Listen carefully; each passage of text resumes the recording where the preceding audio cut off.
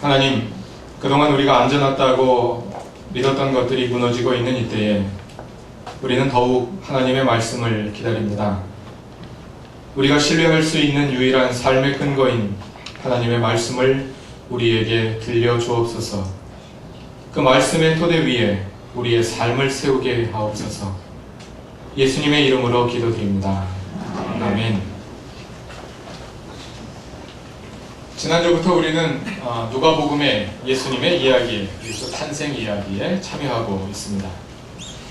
지난주에는 이 이야기의 조연으로 등장하는 몇 인물들을 만나보았고, 오늘은 누가복음의 첫 장면을 살펴보려고 합니다. 누가복음에 나오는 첫 장면은 제사장 사가랴가 성소에 들어가서 분향을 하는 장면입니다. 이 장면은 8절부터 나옵니다. 그러면 왜 1절부터 7절까지를 놓아두고 8절에 나오는 장면을 첫 장면이라고 하느냐 하는 데 대해서 설명이 필요할 것 같습니다. 지난주에 말씀드렸습니다만 누가복음 1장 1절부터 4절까지는 누가복음의 서문입니다. 누가복음은 예수님의 이야기인데 저자는 예수의 이야기를 시작하기 전에 서문에서 수신자 데오빌로에게 누가복음을 저술하게 된 과정과 저술 목적을 설명해 줍니다. 그래서 우리가 가지고 있는 세번역 성경은 서문을 구분하여 보여주기 위해서 1절부터 4절까지만 존댓말로 번역해 놓았습니다. 본문을 읽으면서 그 차이를 눈치채셨는지 모르겠습니다. 5절부터는 평상문으로 번역이 되어 있는데 1절부터 4절까지는 존댓말로 번역이 되어 있습니다. 따로 떨어져 있는 부분이기 때문에 그렇습니다. 이렇게 4절까지가 누가복음의 서문이고 누가복음의 예수 이야기는 5절부터 시작됩니다. 이야기가 시작되고 나서도 5절부터 7절까지는 해설자의 설명입니다. 연극으로 말하자면 지문에 해당하는 내용입니다. 등장인물 사가랴가 나오기 전에 해설자가 사가랴가 어떤 사람이고 또 그가 어떤 형편에 있었는지 먼저 설명해 주는 부분입니다. 그리고 나서 8절에 사가랴가 등장하여 첫 장면이 시작된 것입니다. 5절에 의하면 사가랴는 아비야조에 배속된 제사장입니다. 이 구절을 보면 제사장이 조별로 나누어 있음을 알 수가 있습니다. 누가복음 1장 5절에 보면은 유대왕 헤롯 때에 아비야조에 배속된 제사장으로서 이런 말씀이 나오죠. 역대기 24장을 보면 그 배경을 알 수 있습니다. 세번역에는 책 이름이 역대치상 이렇게 되어 있는데 24장을 한번 찾아보겠습니다.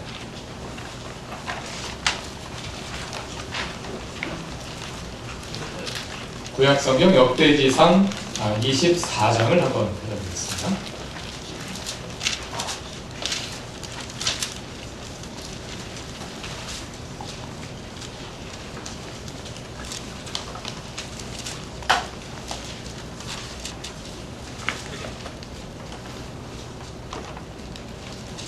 역대지상 24장 1절을 보면요, 아론 자손의 갈래는 다음과 같다 하는 문장을 시작으로 아론의 아들들의 이름이 무엇이며 어떤 원칙에 따라서 제사장직이 배분되었는지 설명이 나오겠습니다. 그리고 7절부터는 제사장 임무를 맡은 24 가문의 이름이 나옵니다. 첫째로 집이 뽑힌 사람은 여호야립이고 둘째는 여다야이고 이렇게 쭉 내려가다가 10절을 보시면 일곱째는 학고스이고 여덟째는 아비야이고 아비야 이름이 나오죠. 그 이름을 쭉 따라 내려가면 모두 24사람의 이름이 나열되어 있는 것을 볼 수가 있습니다. 제사장 직무를 맡은 24 가문입니다. 이 부문에 따라서 아론은 그 아비야조에 배속되어 있었던 제사장인 것입니다. 이렇게 이스라엘에서는 24 가문의 제사장들이 조를 이루어서 순번대로 2주간씩 나누어서 제사장 성전 업무를 담당하였다고 합니다. 한 조에 속한 제사장들 사이에서도 여러 가지 임무가 분담되었는데 그 가운데 가장 영예롭게 여겨지는 자리가 분향을 하는 것이었다고 합니다. 왜냐하면 이 분향의 중요성은 그 시간적, 공간적 위치로 인한 것입니다. 무슨 말인고 하니 출애굽기 30장 7절, 8절에 의하면 희생 제사를 시작하기 전에 먼저 분향을 하고 또 희생 제사가 다 끝나고 나면 저녁 제사가 끝난 다음에도 분향을 합니다. 그러니까 분향은 제사를 열고 닫는 기능을 하는 그러한 중요한 순서였습니다. 시간적으로뿐만 아니라 공간적으로도 그런데요. 예루살렘 성전 건물은 성소와 지성소로 나뉘어져 있습니다. 이 예배당과 비교해보자면 여러분들이 앉아 계신 장소가 성소이고 이 앞에 있는 강단이 지성소입니다. 제사는 건물 밖에서 이루어집니다. 그리고 성소 안에는 오직 제사장들만 들어올 수 있습니다. 그리고 성소와 지성소 사이에는 커튼이 들여져 있고 지성소 안에는 오직 대제사장만 그것도 1년에 단 한 번만 들어갈 수 있습니다. 분향단은 성소 내에 이 지성소 커튼 바로 앞에 놓여 있습니다. 따라서 1년에 단 한 번 들어가는 지성소 외에 매일의 제사에서 인간이 다가갈 수 있는 가장 거룩한 자리가 바로 분향단 앞인 것입니다. 그래서 제사장의 임무 가운데서도 분향이 가장 영예로운 일로 간주되었던 것입니다. 잠깐 엇나가는 이야기입니다만 유대교의 성전과 기독교의 예배당은 전혀 다른 개념입니다. 신약성경은 교회가 하나님의 성전이라고 가르쳐주는데 그 교회는 성도들의 모임을 가르치는 것이지 이 교회당 건물을 가리키는 것이 아닙니다. 따라서 예배당 앞자리가 뒷자리보다 더 거룩한 건 아닙니다. 성전에서는 그 개념이 성립할 수 있지만요. 그러나 공부를 할 때나 예배를 드릴 때 앞자리에 앉으면 다 집중할 수 있는 것도 사실이죠. 요즘에 예배실 공간이 부족해가지고 늦게 오신 분들이 자리를 못 찾아서 불편해하는 일들이 많습니다. 다들 자기 지정석이 있기 때문에 자리를 옮기기가 쉽지 않은 줄 압니다만은 한번 큰맘 먹고 지정석을 몇 자리 앞으로들 좀 옮겨주시면 모든 성도들이 함께 편안하게 예배드리는 데 도움이 되겠습니다. 다시 유대교의 성전으로 돌아가겠습니다.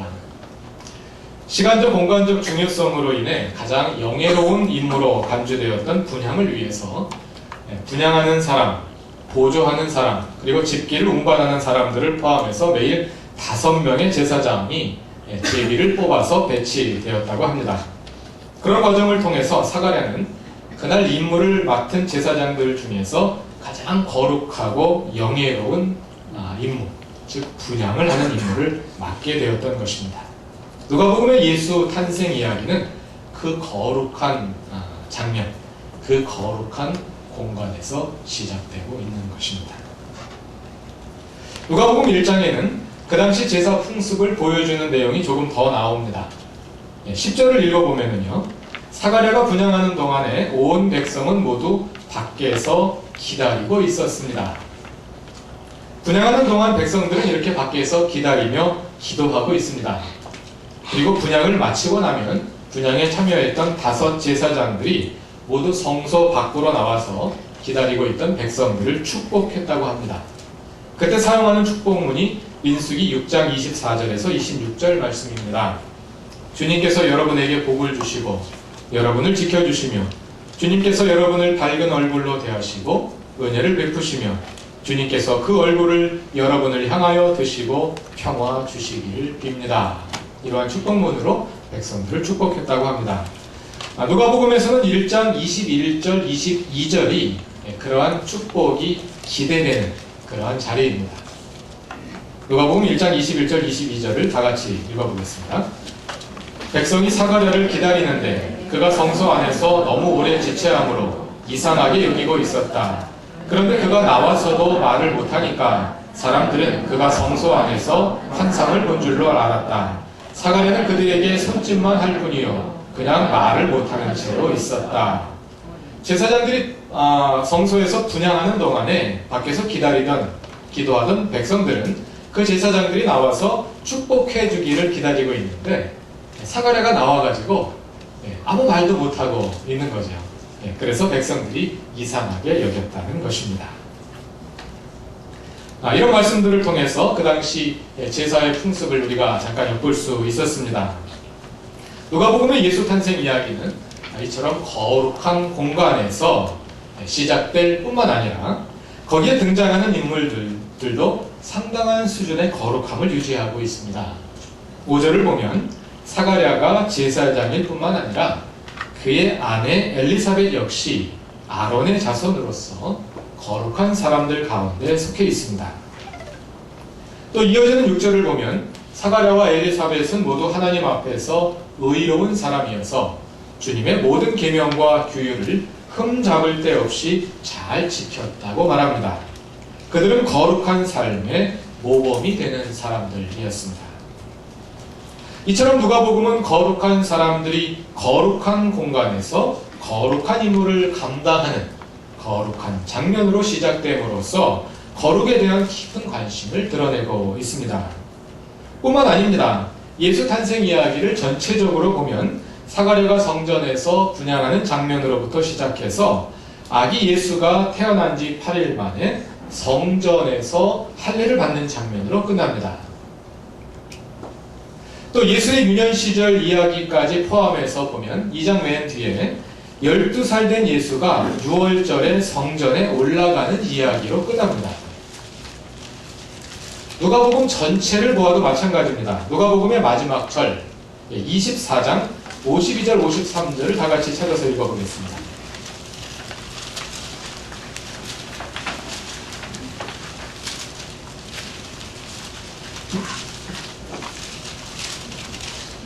누가복음 24장 52절 53절입니다. 읽겠습니다. 그들은 예수께 경배하고 크게 기뻐하면서 예루살렘으로 돌아가 하나님을 찬양하면서 날마다 성전에서 지냈다. 네, 이처럼 누가복음은 어떤 단위로 잘라보아도 탄생 이야기만 잘라도 그렇고 탄생과 유년 시절을 포함하는 1장 2절을 잘라도 그렇고 누가복음 전체를 잘라도 그렇고 성전에서 시작하고 성전에서 끝나는 구조로 되어 있습니다. 성전에 대한 관심, 거룩함에 대한 관심이 누가복음의 큰 부분을 차지하고 있는 것입니다. 거룩함을 유지하는 것은 신약성서 당시 유대인들의 가장 큰 관심사였습니다. 그 거룩함을 향한 열정을 집약하는 것이 정결법입니다. 우리가 1월과 2월 설교를 통해서 반복적으로 확인한 바와 같습니다. 그 정결법의 핵심은 식탁을 거룩하게 하는 것입니다. 이스라엘 사람들이 팔레스타인 땅에, 가나안 땅에 거주하던 시절에 그들의 종교 생활의 중심은 성전 예배였습니다. 그러나 바벨론 포로 이후에 전 세계에 흩어져 살게 되면서 유대인들은 이제 성전에 가고 싶어도 가지 못하는 그저 성지순례 한번 해보는 것이 평생 소원인 그러한 형편에 처하게 되었습니다. 그러한 상황에서 유대인들은 정결법의 준수를 통해서 성전의 거룩함을 일상생활 속에 재창조하고자 합니다. 그 개념은 이렇습니다. 우리가 매일 먹는 식사는 하나님께 드리는 제사이다. 식탁은 제단이며 식탁 위에 차려진 음식들은 하나님께 바쳐지는 제물이다. 그리고 식사에 함께 참여하는 가족들은 제사를 집전하는 제사장과 같다. 따라서 제사장이 제물을 바치러 나가기 전에 반드시 깨끗이 목욕을 하고 나가는 것처럼 우리는 밥 먹기 전에 반드시 손을 닦아야 한다. 제단에 정결하고 온전한 짐승을 바치듯이 부정한 음식이 식탁 위에 올라가서는 안 된다. 또 부정한 사람들, 즉 죄인들이나 이방인들과 식탁을 함께 함으로 식탁을 부정하게 해서는 안 된다. 이것이 정결법, 그리고 그 핵심이 되는 음식법의 정신입니다. 복음서를 읽어보면 예수님의 제자들이 식사하기 전에 손 닦지 않은 문제를 가지고 유대교 지도자들이 격렬하게 문제 삼는 것을 볼 수가 있습니다. 밥 먹기 전에 손 좀 안 닦을 수도 있지. 뭘 그걸 그렇게 심각하게 여기나 하고 생각하겠습니다만은 그 당시 정결법에 의하면 밥 먹기 전에 손을 안 닦는 것은 제사장이 더러운 몸으로 제사를 드리러 나가는 것과 같습니다. 그거는 위생상 문제가 아니라 하나님의 제단을 더럽히는 것입니다. 그러므로 밥 먹기 전에는 꼭 손을 닦아야 되고 밥 먹기 전에 손을 안 닦으면 죄인이 되는 것입니다. 그것이 그 당시 정결법의 논리였습니다. 유대인들은 온 세계에 흩어져 이방인들 속에 섞여 살면서도 늘 스스로를 정결하게 보존함으로써 거룩한 하나님의 백성으로서의 정체성을 지키고자 했다는 것입니다. 그러나 시간이 지나면서 정결법이 본래의 정신을 잃어버리고 차별과 억압의 이데올로기로 변질되어 버린 과정에 대해서는 이미 우리가 다각도로 살펴본 바 있습니다. 사실은 누가복음도 그렇게 변질되어 버린 거룩의 논리에 강한 문제 제기를 하는 책들 중 하나입니다. 누가복음에서 예수님의 별명이 세리와 죄인의 친구입니다. 세리와 죄인들은 그 당시 정결법, 즉 거룩의 논리에 의해서 부정하고 속된 존재들로 정죄되어서 하나님의 백성으로 인정받지 못하던 사람들입니다. 그래서 그 당시의 거룩을 실천하기 위해서 죄인들과 세리들과는 결코 상종하면 안 되었던 것입니다. 그런데 예수님은 늘 그런 사람들과 어울려 다니시며 그들과 함께 식사를 하셨습니다. 이런 모습으로 인해서 누가복음의 예수님은 거룩의 논리에 온몸으로 저항하는 분처럼 보입니다. 그러나 다른 한편 누가복음은 우리가 앞에서 살펴본 것처럼 성전에서 시작하여 성전에서 끝나는 하나님 백성의 거룩을 매우 중요시하는 책입니다. 얼핏 보면 모순처럼 보입니다. 이러한 불일치가 어디에서 오는 걸까요? 한마디로 말해서 누가복음의 예수님은 하나님 백성의 거룩함 그 자체를 거부하시는 것이 아니라 그 거룩의 왜곡된 모습을 교정하여 참된 거룩함으로 돌아가게 하고자 하시는 것입니다. 참된 거룩함이란 무엇일까요? 거룩의 본래 정신을 이해하기 위해서 구약성서 레위기로 돌아가 볼 필요가 있습니다. 레위기에 반복하여 나타나는 말씀이 있습니다. 내가 거룩하니 너희도 거룩하라. 레위기 11장 44절과 45절, 19장 2절을 포함해서 여러 곳에서 반복되어 나타나는 이 말씀은 레위기의 정신을 한마디로 요약한 것이라 할 수 있습니다. 내가 거룩하니 너희도 거룩하라. 거룩함은 근본적으로 인간의 속성이 아니라 하나님의 속성입니다. 거룩하다는 말은 세속과 구별되어 있다는 뜻인데 인간이 하나님의 성품에 참여함으로 이 세상과 구별된다는 것입니다. 인간은 죄성으로 가득 찬 존재인데 그럼 우리가 어떻게 거룩해질 수 있겠습니까? 거룩하라는 명령은 율법이 아닙니다. 만약 우리가 우리의 노력으로 거룩함에 이르러야 하는 것이라면 우리 가운데 거룩할 수 있는 사람은 아무도 없습니다. 노력으로 거룩해지지 않습니다. 아무리 성경책을 가슴에 끼고 천천히 걸어 다녀도 목소리의 톤을 아무리 낮춰도 그것으로 우리가 거룩해지지는 않습니다. 우리가 거룩할 수 있는 이유는 거룩한 하나님께서 우리와 함께 계시기 때문입니다. 레위기는 다음과 같은 말씀으로 시작됩니다. 레위기 1장 1절을 한번 찾아보시겠습니다.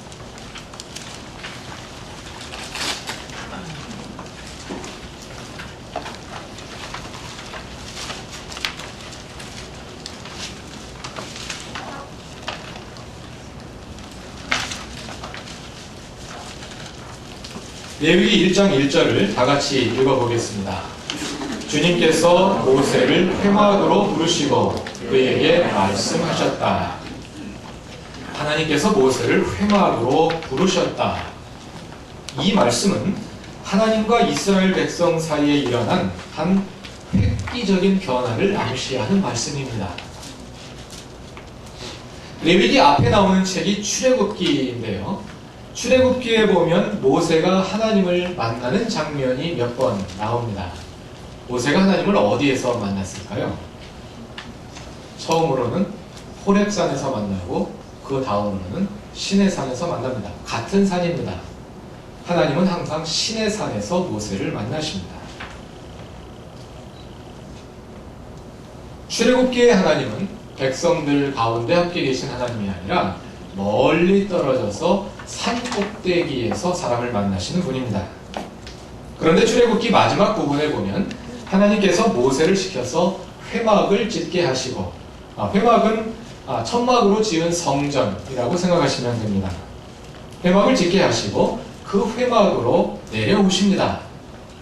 그래서 레위기 1장에서 하나님은 회막에 자정하시고 이제는 모세를 신의 산이 아니라 회막으로 부르고 계신 것입니다. 하나님은 이제 사람들로부터 멀리 떨어져서 높은 산 위에 계신 분이 아니라 이스라엘이 진을 치고 있는 광야 한복판으로 내려오셔서 이스라엘 사람들과 함께 계신 분이십니다. 거룩함은 원래 하나님의 속성입니다. 오직 하나님만 거룩하십니다. 그러나 그 하나님께서 이제 사람들과 함께 계시기 때문에 하나님의 거룩함이 사람들에게 전이 되어서 사람들도 거룩해진 것입니다. 달이 태양빛을 받아 빛나듯 우리도 하나님의 거룩함을 비추는 사람들이 된 것입니다. 그것이 내가 거룩하니 너희도 거룩하라 하는 말씀의 의미입니다. 그것은 율법이 아니라 복음입니다. 우리의 노력으로 하나님의 거룩에 도달해가는 것이 아니라 우리 안에 내주하셔서 우리의 신앙 성장을 이끄시는 거룩한 하나님께 우리를 내어드려 하나님의 그 거룩하심이 우리를 통해 드러나게 하는 것입니다. 레위기는 그 거룩함이 드러나게 하는, 하나님의 거룩함이 우리를 통해 실현되게 하는 방법을 설명한 책입니다. 누가복음과 함께 오늘의 본문인 레위기 19장은 레위기에 나오는 거룩함에 대한 규정들을 압축하여 담고 있어서 레위기의 정신을 가장 잘 보여주는 장이라고 할 수 있습니다. 오늘 본문으로 읽었던 1장 2절을 제가 다시 다 같이 읽어보겠습니다. 19장 1절 2절입니다. 주님께서 모세에게 말씀하셨다. 이스라엘 자손 온 회중에게 말하여라. 너는 그들에게 이렇게 일러라. 너희의 하나님이 나 주가 거룩하니 너희도 거룩해야 한다. 19장의 서론이라고 할 수 있습니다. 레위기 19장은 이렇게 거룩함의 원리를 서론으로 제시한 후에 3절부터 그 거룩을 구체적으로 어떻게 실현할지 조목조목 설명해 줍니다. 그리고 마지막 37절에 보면 결론으로 맺고 있는 것을 볼 수가 있습니다. 그래서 레위기 19장이 하나의 독립적인 단위를 이루고 있습니다.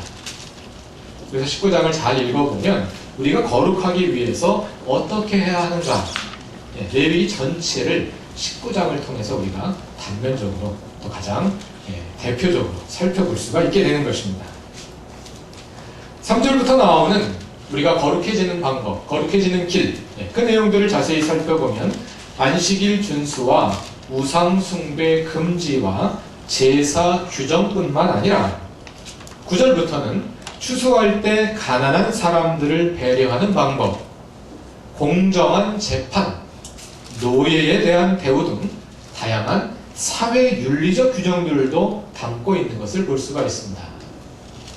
레위기, 그러면 제사가 생각나시죠? 레위기에는 전부 다 제사에 관한 규정들만 들어있을 것이라고 우리가 기대합니다. 왜냐하면 레위기는 거룩에 대한 책이니까. 제사에 대한 규정들이 레위기에 가장 많이 들어있는 것이 사실입니다. 그러나 그것뿐이 아니라는 것입니다. 그 안에는 개인적인 윤리, 또 사회적인 윤리를 포함하는 이 세상의 삶에 대한 규정들이 또 상당히 많이 들어있다는 것입니다. 그것이 우리가 거룩해지는 방법이라는 것입니다. 간단히 말하자면 우리가 거룩해지는 것은 예배를 통해서 뿐만 아니라 우리의 일상적이고 사회적인 삶을 통해서 그리해야 한다는 것입니다. 우리가 지금까지 사용해온 용어를 빌자면 율법이 가진 두 기능, 즉 분리와 윤리가 둘 다 우리의 거룩함에 적용되어야 하는 것입니다. 우리는 교회 밖의 사람들과 우리를 분리함으로써 거룩함, 즉 구별됨에 이를 뿐 아니라 일상 속에서 그리스도인다운 삶을 삶으로써 거룩함, 즉 하나님의 백성의 구별됨에 이르러야 한다는 말씀입니다. 로마서 12장 1절에서 바울은 우리의 예배와 삶을 통합함으로써 참된 거룩함에 이를 것을 권면합니다. 형제자매 여러분, 그러므로 나는 하나님의 자비하심을 힘입어 여러분에게 권합니다. 여러분의 몸을 하나님께서 기뻐하실 거룩한 산 제물로 드리십시오. 이것이 여러분이 드릴 합당한 예배입니다. 누가복음에 예수가 거룩을 부르짖는 율법주의자들과 싸우며 그들에 의해 죄인으로 낙인 찍힌 사람들과 어울린 것은 거룩함에 대한 거부가 아니라 참된 거룩함으로 돌아가는 경고입니다. 그것은 로마서 12장 1절에서 바울이 말하는 삶으로 드리는 예배와 같은 것입니다. 너희 몸을 거룩한 산 제물로 드리라. 우리의 온 삶이 하나님께 바쳐지는 거룩한 예배가 되게 하라는 말씀입니다. 우리는 성도들, 즉 거룩한 무리들입니다. 우리가 거룩한 것은 우리 안에 거하시는 하나님이 거룩하시기 때문입니다. 그 하나님께서 주관하시기에 우리의 삶은 거룩한 삶이 되어야 합니다. 우리의 삶으로 그리고 우리의 예배로 하나님의 그 거룩하심이 드러나고 또 삶으로 드리는 우리의 예배를 통해 하나님의 이름이 더 존귀하게 되시기를 기도합니다. 하나님은 레위기의 백성들에게 말씀하신 것처럼 우리 그루터기 교회의 성도들, 즉 거룩한 무리들에게도 말씀하십니다. 나 주 하나님이 거룩하니 너희도 거룩하라. 다 같이 기도드리겠습니다. 하나님, 주께서 거룩하심과 같이 우리도 거룩하게 하옵소서. 하나님께 드리는 거룩한 예배를 통해서 그리고 세상과 구별된 삶을 통해서 우리도 거룩하게 하옵소서. 하나님께서 우리의 걸음을 친히 인도하셔서 우리의 말뿐만 아니라 우리의 생각뿐만 아니라 우리의 삶이 이 세상과 구별되게 하옵소서. 그래서 우리의 온 삶이 하나님께 드려지는 거룩한 예배가 되게 하옵소서. 예수님의 이름으로 기도드립니다. 아멘.